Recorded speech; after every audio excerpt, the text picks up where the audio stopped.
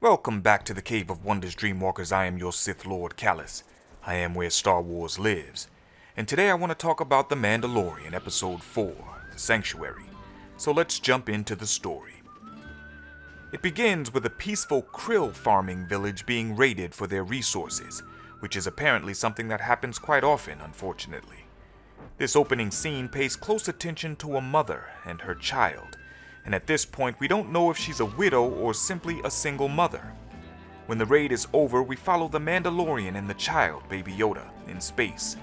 They're looking for somewhere safe and discreet to set down for a few months after the firefight between the Mandos and the Bounty Hunters Guild. And without a starport, industrial centers, or a heavy population density, Planet Sorgan seems to fit that description. They set down and the two disembark and make their way to a local cantina. There they encounter Cara Dune, played by Gina Carano. She's a former rebel Specs op that attacks Mando after he uses thermal tech to track her through the market. The fight did well to showcase that both warriors were of equal combat prowess, though in the end, Mando did draw first. Now I know this scene has fallen under some scrutiny, but it worked for me. Cara Dune is a special ops soldier, a former shock trooper. She would be trained in many different styles of combat. Her gloves were padded on the knuckles, and you can tell halfway through the fight that it stopped being about the two trying to kill each other and turned into more of an arm wrestling match. The two share a meal like comrades, and Mando learns a bit about Cara's past. That same night, Mando is approached by a couple of farmers from the village looking to hire him to fight off the raiders. After learning their village is completely secluded, and with the prospect of discreet lodging, he agrees to help them. But first, he uses the payment to proposition former shock trooper Cara Dune for help, in return for her lodging as well. All the while, the child has been tagging along, and once they arrive to the village, he becomes the focus of attention for the children. The Mandalorian, however, is drawn to a beautiful woman named Omera, played by Julia Jones. She has a daughter, Winta, who is enthralled by the child, and they set the Mandalorian's lodging up in the barn. Days go by, weeks even. Omera and Winta pay the Mandalorian and the child a visit. During this scene, we see trust established and learn a bit more about the Mandalorian culture. Mando admits that he hasn't taken his helmet off in front of anyone since he was a child. This is the way. And he's grateful to the Mandalorians for taking him in after his parents were killed by the Separatist droid army. The scene loses me, though, when he sits down in the window to eat dinner and he takes his helmet off right there in front of the entire village. I just thought that was poorly executed after the conversation that he just had with Omera. But next we see Cara and Mando do some recon where they learn the raiders have somehow acquired an AT-ST, which stands for All-Terrain Scout Transport, also known as an Imperial Walker. Figuring themselves outgunned, the two mercs seek to abandon the mission. And even faced with absolute destruction, Omera stands vigilant, refusing to leave the village, which made me realize there's something more to her character than they're letting on so far.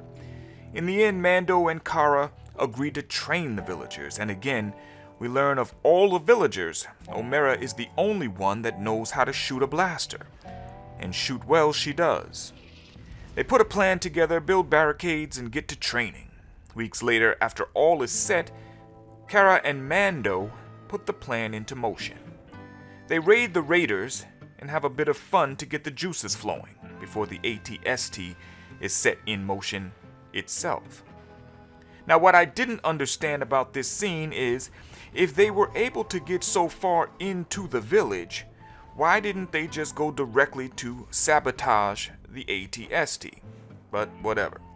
We get a good fight scene here, and the Mando and Cara lead the AT-ST on a chase back to the village. Now, clearly, there have been modifications made to this walker, but the red light shining through the cockpit give the transport more of a menacing look than we saw in any of the movies.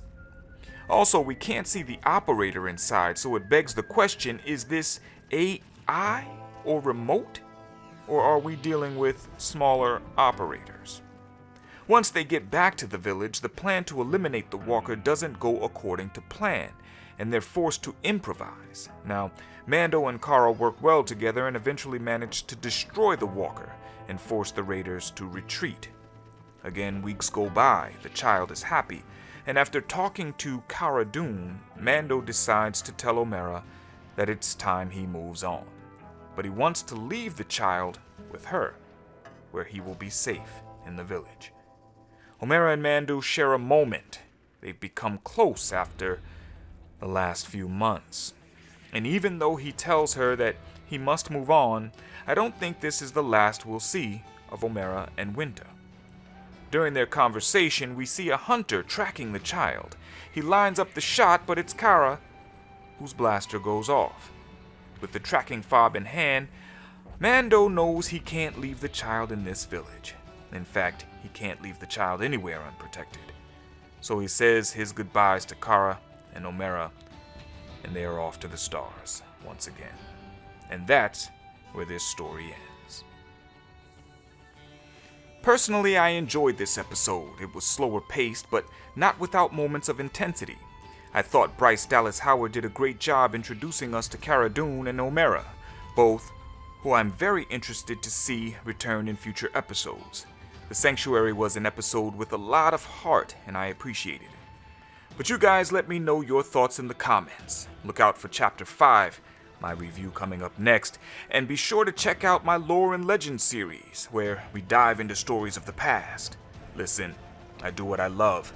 I hope you love what I do. This has been a Rancorous review. Until next time.